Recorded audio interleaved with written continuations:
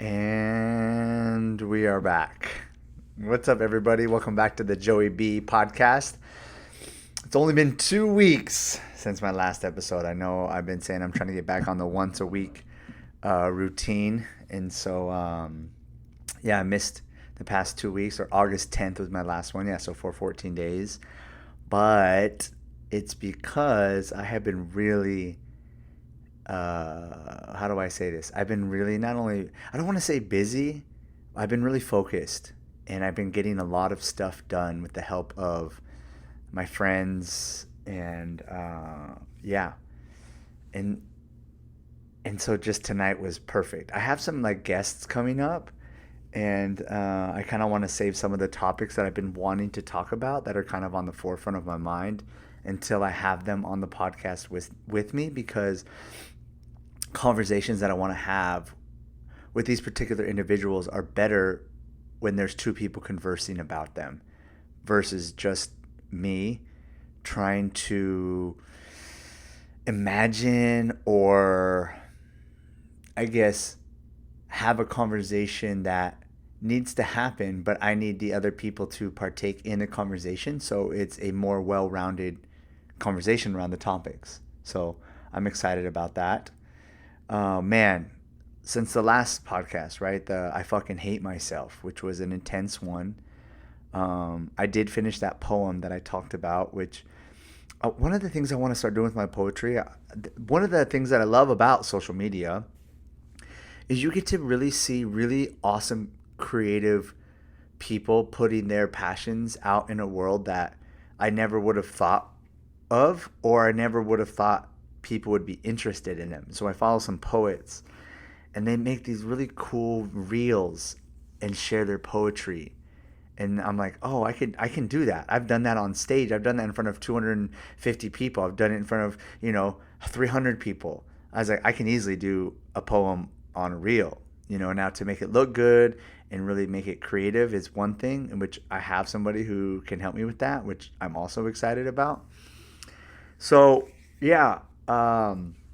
Anyways, I finished that poem, and I might read it on the podcast in one of these upcoming episodes. Like, I still think about that guy Martin I was talking about. That was like the realest shit I ever heard in a meditation class. So I haven't, he hasn't been back in, and I just like think about him because I've just been where he's at so many times in my life. But anyways, uh I don't want to say I'm less stressed. I just am doing everything in my power to ensure that my business stays up and running in a good way. And that has required a lot of changes, a lot of shifts. And I've been just like tackling all these things that I should have done so long ago. And it's my personality. And this is something that I've been trying to work on, or something that I've been really, ever since I've been back from the jungle this year.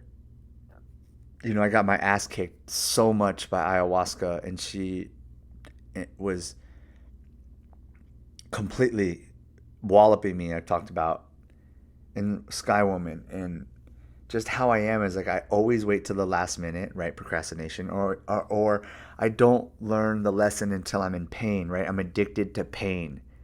Like when my back's up against the wall, when I'm the most stressed, when I'm the most worried, when I'm the most panicked, for whatever reason, it puts me into this state of focus. Now, this time is way different because I'm not creating out of impulse.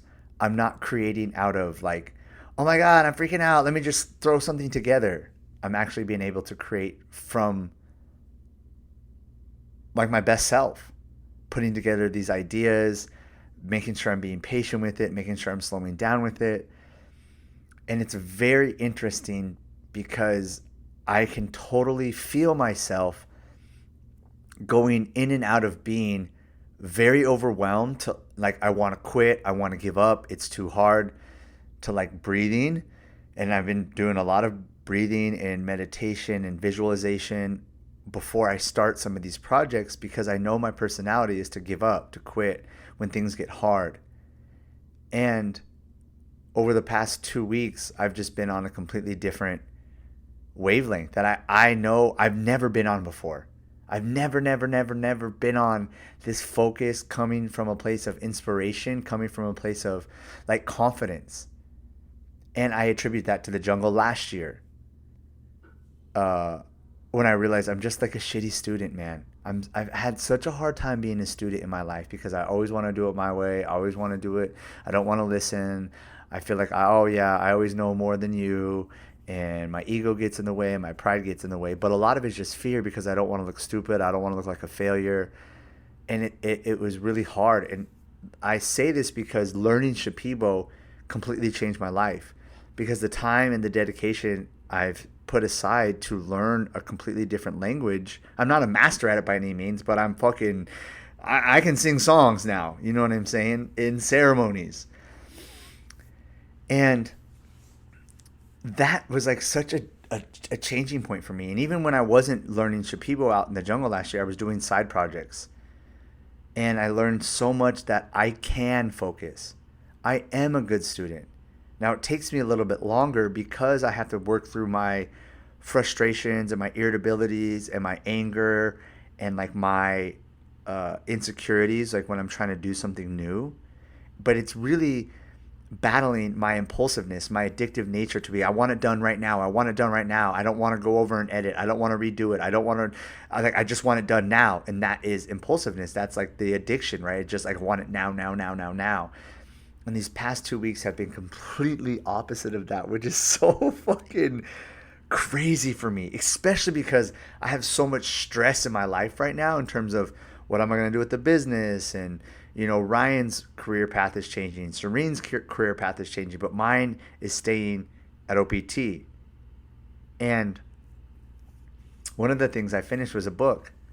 You know, I don't want to call it like a full-blown book because I am going to write like a book. And I think the other book that I'll write is only going to be probably like 100, 150 pages. Just because I feel like I don't really, I do have a lot to say. I do have a lot to offer. I do have a lot of wisdom to share from real life experience, not just some fucking random bullshit that I reread and regurgitated, but like things that I've been through and things that I've learned. But I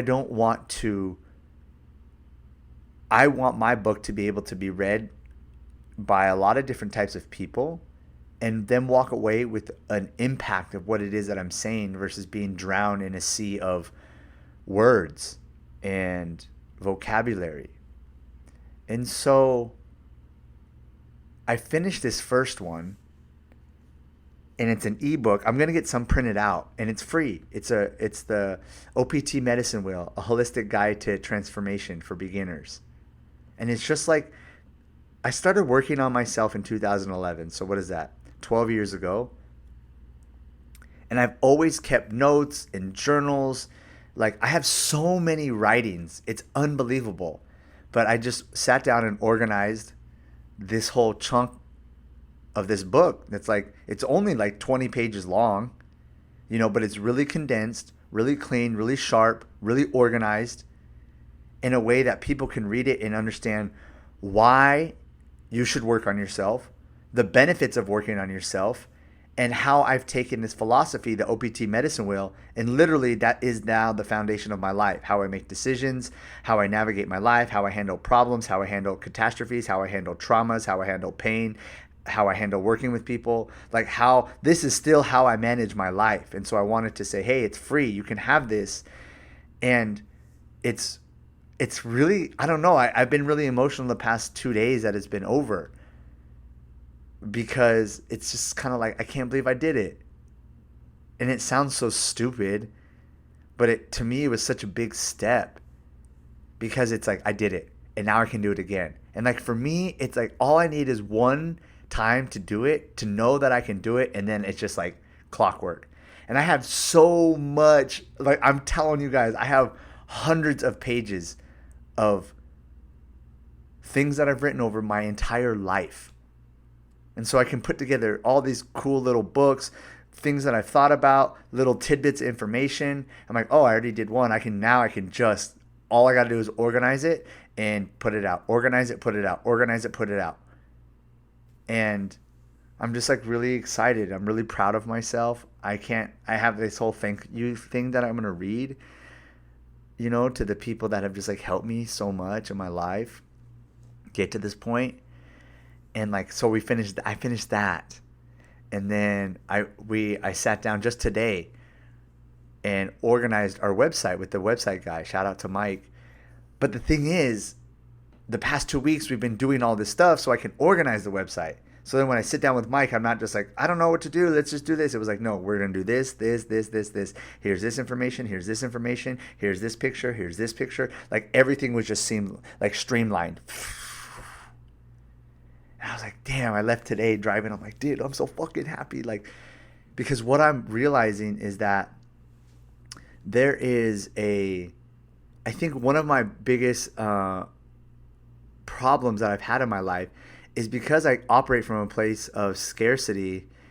It's hard for me to be patient because I'm always like, when is the rug going to be pulled out from under me? When am I going to get kicked out of my apartment? When are they going to close my business? When are people going to leave me? So I always am just like, let me just do this. But then there's no like backup plan. And now these past like 2 weeks, actually, I mean, I don't want to say 2 weeks because this has been a process since last year, the jungle. I've been already kind of really focused on this and tweaking things and fine tuning things.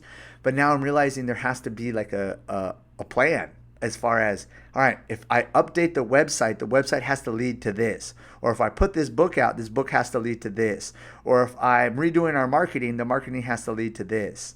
Or like taking my time and not rushing through things. And like, it's going to be better in the end if I don't rush things, which is very hard for me to do because not only do I have that impulsiveness in me still, it's like the scarcity, the fear, the abandonment, the, oh my God, I'm panicking. So just fucking do something. And I'm just like really proud. I'm proud of Serene. I'm proud of Ryan. I'm proud of myself. Ryan, when we were putting together this OPT, she said something so fucking profound. And if you don't know me or you haven't listened to these podcasts, you don't know how much I love reading. You don't know how much I love philosophy. You don't know how much I love metaphors. You don't know how much I love movies. It might not make sense to you.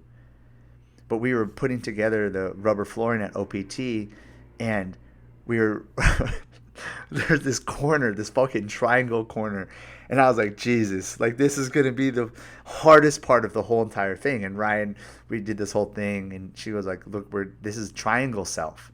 And she was like, it's like an Iron Man 2 when he remakes his arc reactor in his chest. It's like a triangle and triangle self, which is like the Trinity, And I was like, and she goes, that's what we're doing right now. We're putting together your triangle self. And I'm like, oh my God. And I've just been thinking about that ever since. It's like triangle self, and creating the triangle self is really hard. And like Serene's doing all the things in her life to create triangle self. Ryan is doing the things in her life to create triangle self. I'm doing the things in my life to create triangle self. And it looks different because I'm not around them as much. They're not around OPT as much. And I've had to really sit in meditation and just be like, this isn't bad. I'm not being abandoned. It's not that they don't love me. It's not that OPT sucks. It's just that every person has to do their triangle self. And I want my friends and my family, my loved ones, I want people to be the most functional they can be. And that includes me. Is like learning how to do things in a way that supports people that want to come and work for me, that supports just me in my life. And so, yeah, like the past 2 weeks has just really put that into perspective and clarity, and seeing now, here I am, August 24th, how it's starting to come together. One, I think back at the jungle, that's like the mantis. The mantis for me is all about doing the hard stuff, the focus stuff, the fine-tuning stuff, like the stuff that just irritates the living shit out of me. That's the mantis. And it's like, but the mantis is the ultimate student. The mantis is the top student. And like the mantis is teaching me how to be a student, apply all of my creativity, my wisdom, my experiences. Like it's teaching me how to apply it and focus it and fine tune it, and like Tony Stark, like make that fucking triangle arc reactor. That's the mantis. Now, I think it was either last year or this year when I was in the jungle, the tarantula came to me. Now, I think I am going to do a whole podcast on the spider and like what the vision quest about the spider was for me, and like why the spider is just my one of my highest ultimate spiritual teachers now.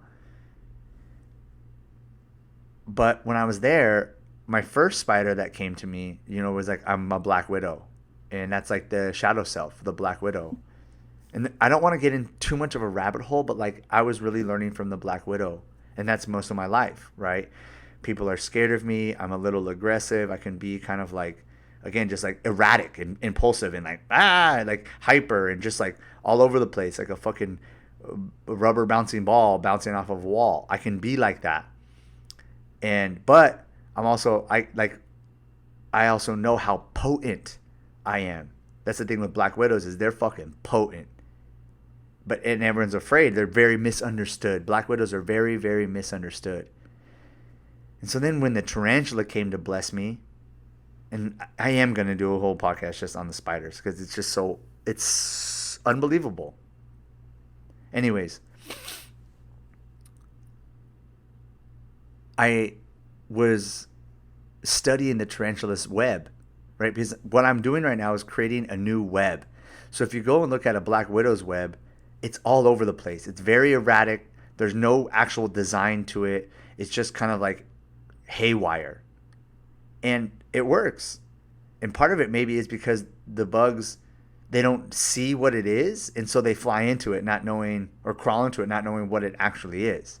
I mean, all spider webs work. I'm just saying, like, there's no method to the madness for the Black Widow's web. And that was like me. There's no method to my madness. And since I found this out, I've been trying to create a tarantula web. And then if you look at a tarantula web, it's like this funnel. It's a tunnel where its food can crawl in, but it can never crawl back out. It's so organized and structured and neat and fine-tuned. It's fucking incredible. And it's like a tube.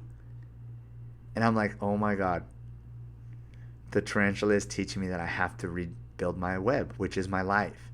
And I feel like the last 2 weeks, it's starting to take shape. My tarantula web is starting to take shape. And I want to keep the momentum going. I don't want the momentum to stop. So like every day I'm doing something to add to the web. And I have this momentum now that I do not want to stop. And it's been wonderful.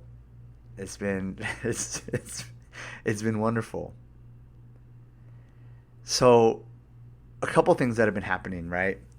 We had like why I believe in OPT so much. One of my biggest frustrations, like people come in, they love OPT. I have fucking so many goddamn testimonials and people tell me all the time, this place is amazing, this place is unique. I've never been to a place like this. I've never met someone like you or Ryan or Serene. Like you guys are special. I have so many people that tell me that. That's why it's so hard for me to understand why aren't we growing? Why aren't we exploding? Why? And it's like, well, it's for me, it's like because there's something wrong with me.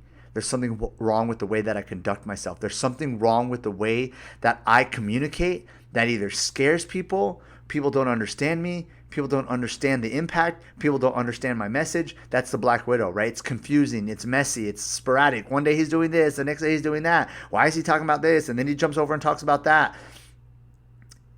And I'm like, it's me, it's us. Something's wrong with us. So how do we figure out a way to clean everything up, organize everything, and go from there? But the reason I haven't given up is because so many people always tell me, like, they just compliment me and just like how I am. And I'm not saying that to stroke my own ego. I'm just saying that's why I can't give it up. It's because so many, when I'm doubting myself and I'm like, fuck it, I can't, I don't want to do this. This is just too much. Like it's not worth it because we're not getting money. We're not getting paid. We're not making a livelihood. It's like, and then I'll get a text message or a phone call or someone will literally come into OPT and start crying and telling me like how much I changed their life. And I'm like, Jesus Christ, how do I communicate this? And that's where like the sweetgrass comes in. It's like, okay, you have to change the way that you do things. You don't have to play a game you don't want to play, but you just have to bend a little bit to what the world wants, so that way you get fed. Doesn't mean I have to change.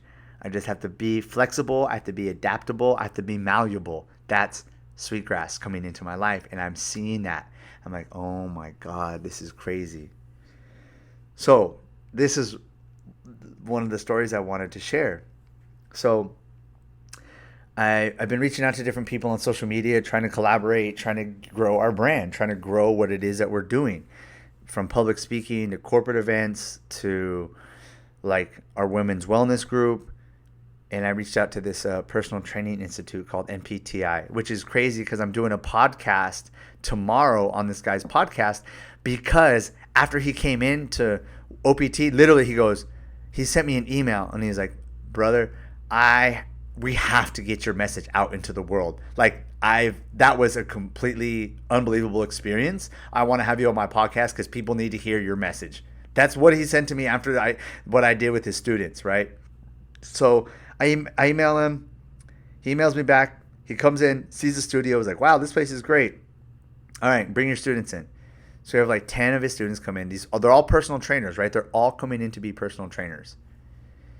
And I'm like, I'm not going to take them through workouts. I want to do the contrast therapy with them, the sauna to ice. I want to do meditation and breath work with them. That's what I want to do, because I'm trying to show them that there is a whole other side of wellness and health that never gets talked about. And when it gets talked about, it's mostly by fucking meatheads that don't know what the fuck they're talking about. They're just regurgitating some information because they think that's like the hot thing to do. You know what I'm saying? Like, I told the class, I was like, I got into this stuff to fix my life. I didn't get into this stuff because, oh, I want to be a meditation coach. Oh, I want to be a personal growth coach. Oh, I want to be a mentor. Oh, that's like the buzz thing to do. It's like, no, man, I was doing all this shit before I even talked about it. I've been doing this stuff for years because I wanted to fix my life. It wasn't because I thought this was actually going to be a part of OPT. So he thought I was going to take them through workouts. And I was like, no, we're just going to do this other stuff instead. So I had them all go into the meditation room.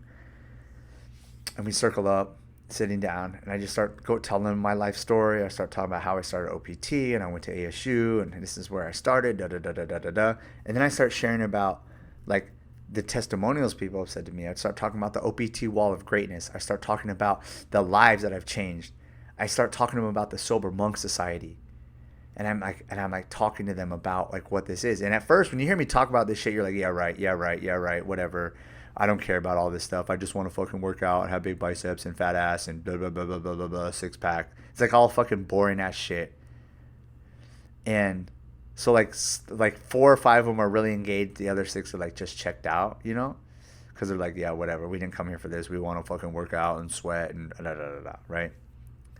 So then I'm like, all right, I'm like talking to them about all this stuff, right? And like how they can, like what it is to be a quote unquote personal trainer. Like the impact you have on a human's life is so amazing. It's like, that's what I'm telling them all about. And but I start taking them through their breath work, and I start talking to them, like I start giving them like these mental cues to think about, right? Second round in, this girl just starts crying.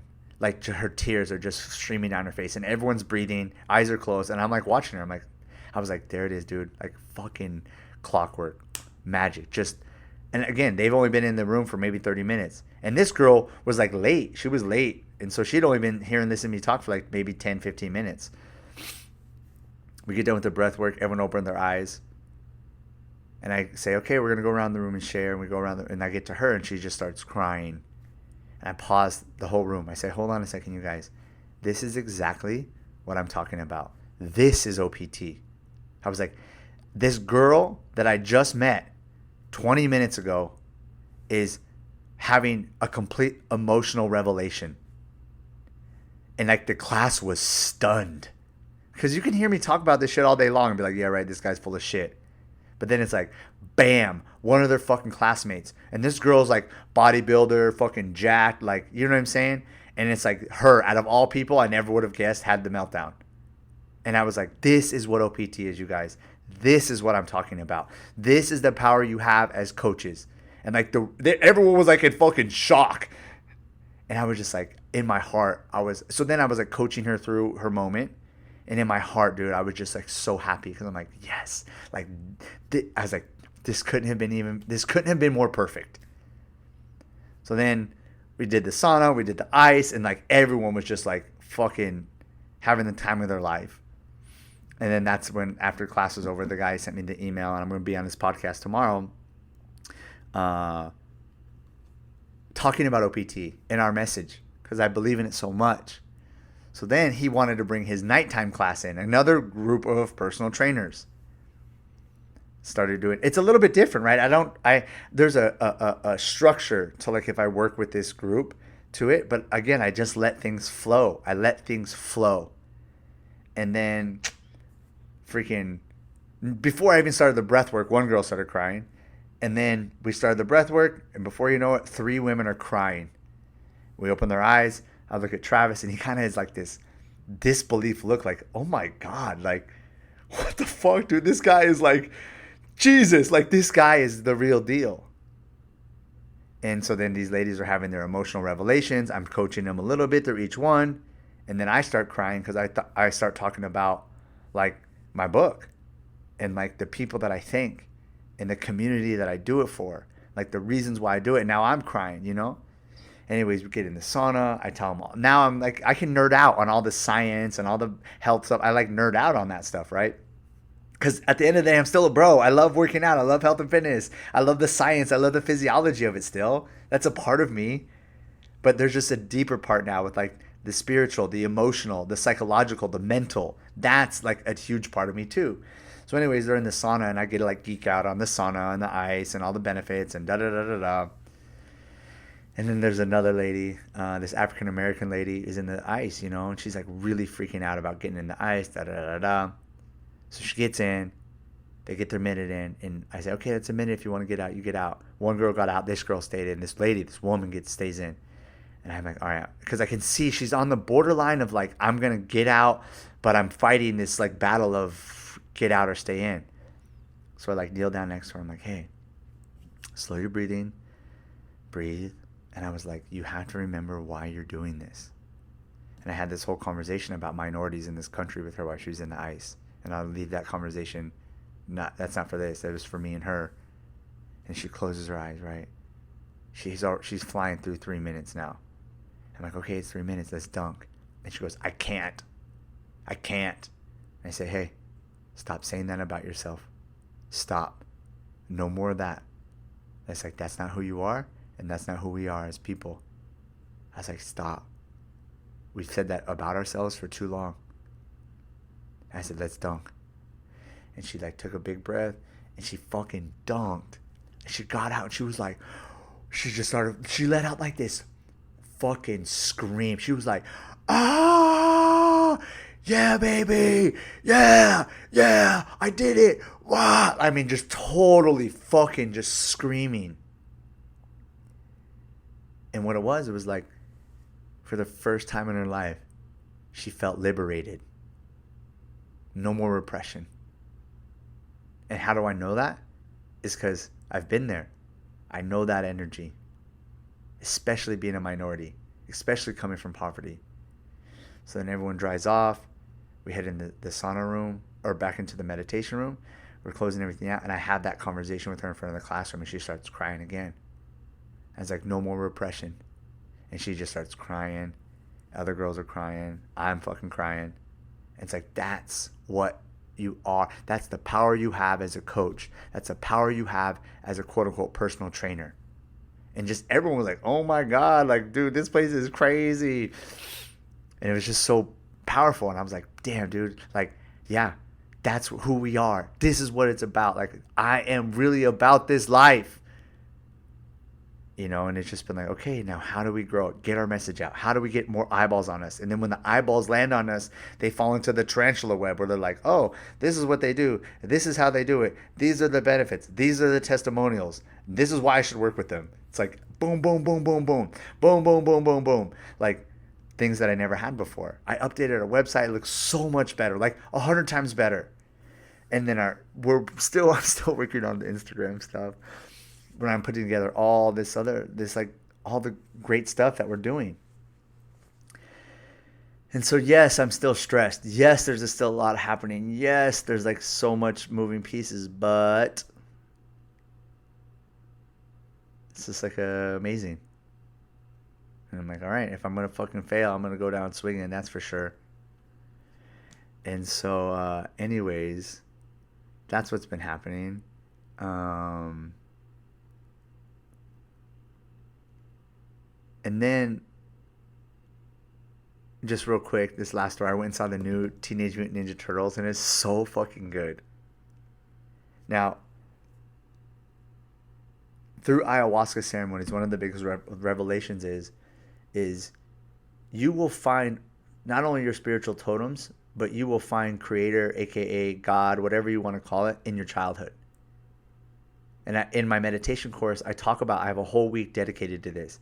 Study your childhood, and that's where you're going to find your spiritual identity. That's where you're going to find your source of creator. That's before the world taints you, before your parents fuck you up, before you get into some stupid ass dogma belief system. Like, that's where you're the most spiritually alive. And that's just like the easiest way I could sum it up. And so many of my ayahuasca ceremonies has been like taking me back to my childhood and be like, Joey, I've always been here. I've always been with you. I have always been with you. And so then one ceremony was in 2018-ish. I had a whole ceremony around the Ninja Turtles. And it was like turtles being Native American, one of the most sacred creatures. I mean, it's Turtle Island, right? Turtle Island is what we call it as natives. And like how sacred the turtles are. And like I gravitated towards Raphael, who's red. And my favorite color is red. It's OPT. Like I'm on the red road. I'm Native American. Like I'm red, right? And my issues were anger, arrogance, defiancy, the bad student, like wanted to do things on his own. That's me, Raphael, all day long, all day, every day. He carries size, which Ganesha is one of my high spiritual teachers. So Ganesha carries what's called a Trufant, which looks exactly like a Sai. And that's like, okay, it's like leading me closer. Now I'm a wood rat, right? That's my Chinese zodiac. I'm a wood rat, which is Master Splinter. And I study the Tao. The medicine wheel and the Tao are the two spiritual foundations of my life.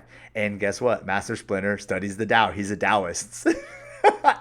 So I'm in this ayahuasca ceremony. I'm just fucking laughing about, oh my God. I have been spiritually guided my whole entire life. But you don't realize it because there's so much bullshit and junk and clutter blocking you from realizing this.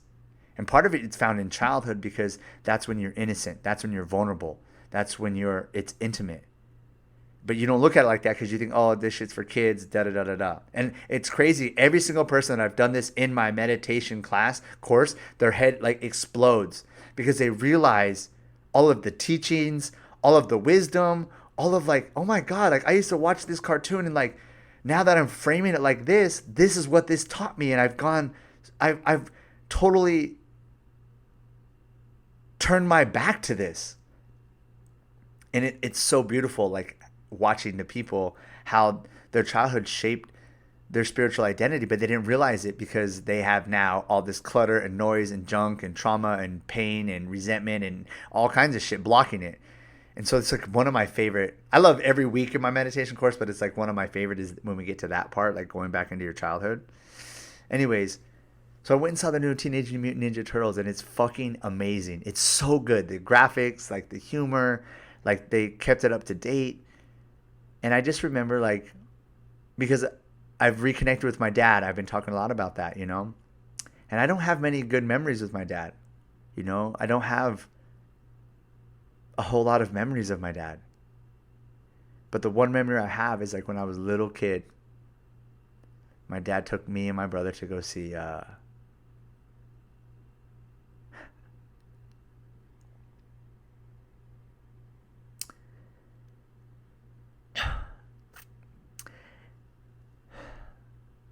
he took me and my brother to see Teenage Mutant Ninja Turtles, like the one from like the 90s, you know?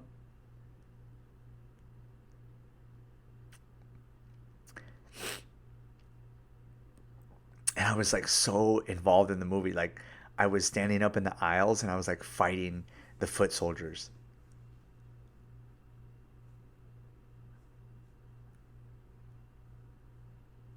You know, I was like fighting the bad guys. I was like in the aisle and I was like punching and kicking. And like my dad used to always tell me that story. He's like, remember when we would go see Ninja Turtles and like there was all these people in there and you were in the middle aisle and you just started like fighting. You just like got up and started fighting.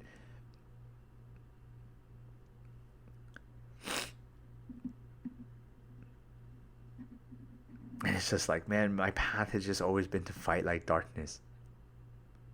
And it's like my dad is like one of my happiest memories because I remember it.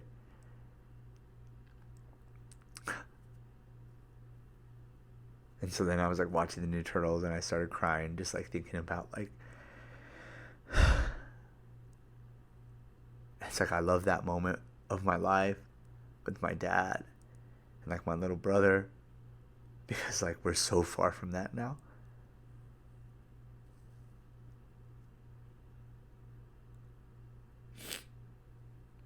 But it like brings me so much happiness and joy. And like all of the spiritual significance of the Teenage Mutant Turtles, from like living in the sewers, in the muck, in this quote unquote ooze, right, that like transforms them, and they're studying in the dark, but it's all to help fight the bad guys. It's like the Carl Jung alchemist saying, Inster qualinus inventor. Inster qualinus inventor. It means in the filth it will be found. In the filth it will be found. And that's the Turtles. So I highly recommend everyone go see the Ninja Turtles. The new one is so good. So that's what I've been up to, everybody. So thank you for listening. Let's see what happens. I should have one for sure next week because I have my guest on next week. We're going to break it down. I think I have 2 guests next week, and I'm going to have to figure that out. But anyways, I have another podcast tomorrow. I'm pumped up about it. So thank you all for listening. And please share. Please help me grow. Catch me on my Instagram at @the_Apache_alchemist. And yeah, or you can check me on the website, optimalaz.com. That's OPTIMALAZ.com. Thank you guys. We out. Shh.